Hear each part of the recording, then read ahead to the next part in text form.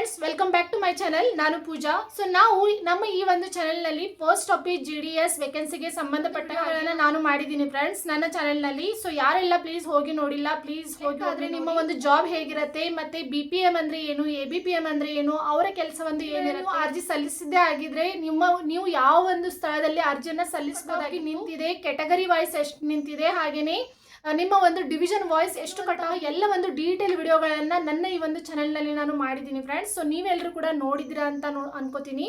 ಹಾಗೇನೆ ಈ ತಿಂಗಳ 16ರವರೆಗೆ ಅವರು ಅಪ್ಲಿಕೇಶನ್ ಹಾಕುವಂತ ಡೇಟ್ ಕೊಟ್ಟಿದ್ರು.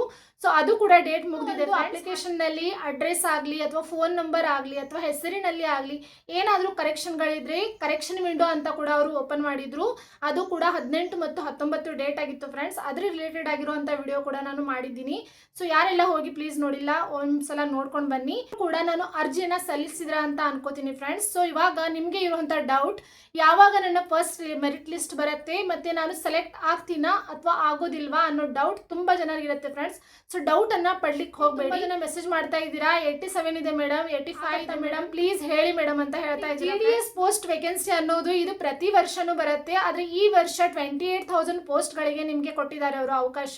ಸೊ ನೀವೆಲ್ಲರೂ ಕೂಡ ಅಪ್ಲಿಕೇಶನ್ ಏನೋ ಹಾಕಿದ್ದೀರಾ, ಆದ್ರೆ ಅವ್ರು ಸೆಲೆಕ್ಟ್ ಮಾಡೋದು ಮಾತ್ರ ಅವರು ನೀವು 10th ನಲ್ಲಿ ಎಷ್ಟು ಮೆರಿಟ್ ಅನ್ನ ತೆಗೆದುಕೊಂಡಿದ್ದೀರಾ ಅಂತ. ಅಂದ್ರೆ ಅವರು ಫಸ್ಟ್ ಪ್ರಿಯಾರಿಟಿ ಕೊಡೋ 9900 ಈ ರೀತಿಯಾಗಿ ಯಾವ ಒಂದು ಸ್ಟೂಡೆಂಟ್ ಮಾಡಿದ್ದಾರೆ 10th ನಲ್ಲಿ ಅವ್ರಿಗೆ ಮೊದಲು ಅವರು ಪ್ರಿಯಾರಿಟಿಯನ್ನು ಕೊಡ್ತಾರೆ ಫ್ರೆಂಡ್ಸ್. ಹಾಗಾಗಿನೇ ಹೇಳ್ತಾ ಇದ್ದೀನಿ, ಯಾವಾಗ ಫಸ್ಟ್ ಮೆರಿಟ್ ಲಿಸ್ಟ್ ಅನ್ನ ಬಿಡ್ತಾರೆ ಅವಾಗ ಫಸ್ಟ್ ಪ್ರಿಯಾರಿಟಿ 98, 99, 100 ಯಾರು ಇರ್ತಾರೆ ಸೊ ಅವ್ರಿಗೆ ಇರುತ್ತೆ ಫ್ರೆಂಡ್ಸ್. ಸೊ ಅವರು ಅಲ್ಲಿ ಸೆಲೆಕ್ಟ್ ಆಗುವಂತ ಚಾನ್ಸಸ್ ಇರುತ್ತೆ. ಒಂದ್ ವೇಳೆ ಅವರು ಅಲ್ಲಿ ಸೆಲೆಕ್ಟ್ ಆಗಿಲ್ಲ ಅಂತ ಅಂದ್ರೆ ಆ ಒಂದು ಅಪರ್ಚುನಿಟಿ ನಿಮಗೆ ಸಿಗುವಂತಹ ಅವಕಾಶ ಇರುತ್ತೆ ಫ್ರೆಂಡ್ಸ್. ಒಂದ್ ವೇಳೆ ನಿಮ್ಮ ಒಂದು ಪರ್ಸೆಂಟೇಜ್ 90 ಆಗಿರ್ಬೋದು ಅಥವಾ 89 ಆಗಿರ್ಬೋದು. ಸೊ 85 ಮೇಲೆ ಇದ್ದವರು ಕೂಡ ಸೆಲೆಕ್ಷನ್ ಆಗುವಂತ ಒಂದು ಚಾನ್ಸಸ್ ಇರುತ್ತೆ. ಸೊ ಪ್ರಯತ್ನ ಪ್ರಿಯಾರಿಟಿ ಡಿಪಾರ್ಟ್ಮೆಂಟ್ ಯಾರಿಗೆ ಕೊಟ್ಟಿದೆ ಅಂತ ಹೇಳಿ ಒಂದ್ಸಲ ನೋಡ್ಕೊಂಡ್ಬಿಡಿ ಫ್ರೆಂಡ್ಸ್. ಹಾಗೇನೆ ಈ ಒಂದು ತಿಂಗಳ 28/2/2026 ಅಂತ ಅಂದ್ರೆ ಇದೇ ತಿಂಗಳ 28ನೇ ಡೇಟಿಗೆ ಫಸ್ಟ್ ಮೆರಿಟ್ ಲಿಸ್ಟ್ ಅನ್ನ ಬಿಡ್ತಾ ಇದ್ದಾರೆ. ಸೊ ಹಾಗಾಗಿ ಫಸ್ಟ್ ಮೆರಿಟ್ ಲಿಸ್ಟ್ ನಲ್ಲಿ ಯಾರು 98, 99, 100 ಯಾರಿದ್ದೀರಾ ಸೊ ಅವರು ಚೆಕ್ ಮಾಡ್ತಾ ಇರಿ.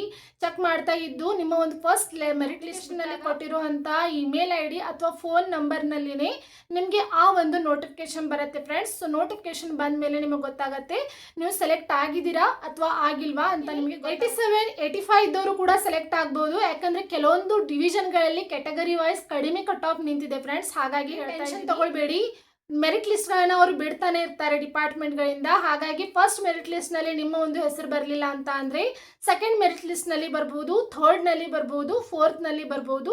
ಆದ್ರೆ ಫಸ್ಟ್ ಪ್ರಿಯಾರಿಟಿ ಅವ್ರು ಕೊಡೋದು ನಿಮ್ಮ ಒಂದು 10th ನಲ್ಲಿ ನೀವು ಎಷ್ಟು ಮೆರಿಟ್ ನ ತಗೊಂಡಿದ್ದೀರಾ ಸೊ ಅದರ ಒಂದು ಆಧಾರದ ಮೇಲೆ, ಮಾರ್ಕ್ಸ್ ಆಧಾರದ ಮೇಲೆನೆ ನಿಮಗೆ ಅಲ್ಲಿ ಸೆಲೆಕ್ಷನ್ ಪ್ರೊಸೆಸ್ ನಿಲ್ಲೋದು ಫ್ರೆಂಡ್ಸ್.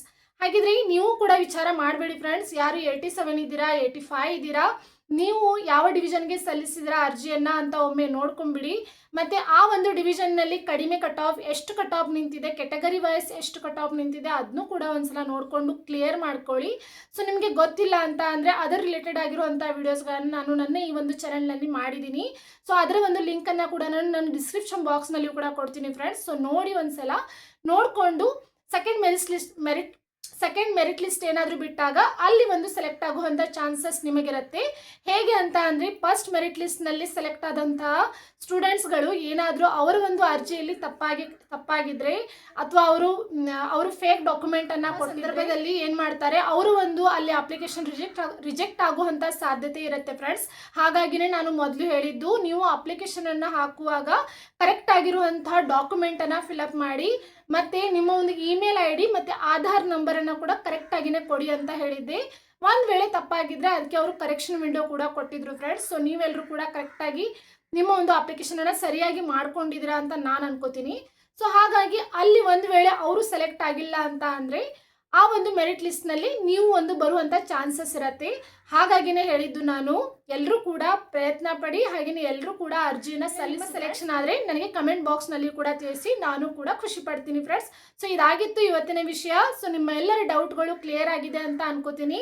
ಸೊ ಇನ್ನು ಮುಂದೆ ಬರುವಂತಹ ಪೋಸ್ಟ್ ಆಫೀಸ್ GDS ಅಪ್ಡೇಟ್ಗಳು ಈ ಒಂದು ಚಾನೆಲ್ ಸಿಗುತ್ತೆ ಫ್ರೆಂಡ್ಸ್.